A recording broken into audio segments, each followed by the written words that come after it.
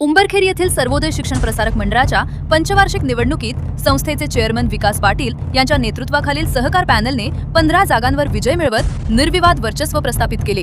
या निवडणुकीत भरधाव तालुक्यातील खेडगाव खुर्दचे माजी सरपंच, दुग्ध विकास संस्थेचे चेअरमन तथा प्रगतशील शेतकरी आबासाहेब प्रकाश रामभाऊ पाटील यांनी प्रथमच निवडणूक लढवत मोठ्या मताधिक्याने विजय मिळवला।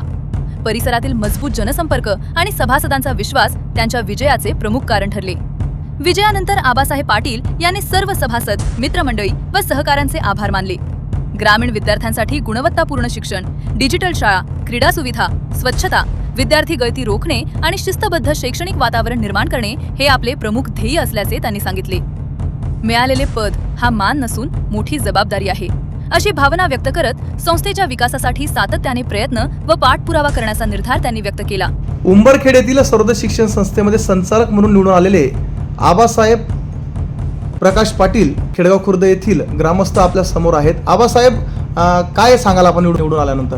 प्रकाश रामभाऊ पाटील खेडगाव, मी एकच सांगू शकतो की विकास तात्यांच्या सरकार पॅनलमध्ये आम्हाला खूप दणदणीत विजय, 15 जागा आमच्या निवडून आल्या, दणदणीत विजय झाला आणि आम्हाला सर्व सभासदांनी खूप चांगले आम्हाला सहकार्य केलं आणि आमचा दणदणीत विजय झाला। त्यांचा मी सर्वांचा आभार मानतोय।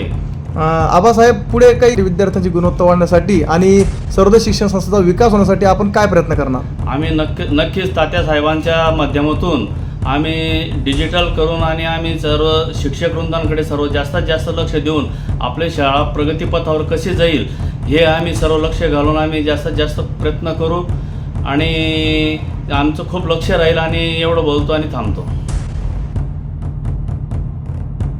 आमच्या चॅनलला लाईक करा, सबस्क्राईब करा, बेल आयकॉनवर क्लिक करा आणि हो शेअर करायला विसरू नका।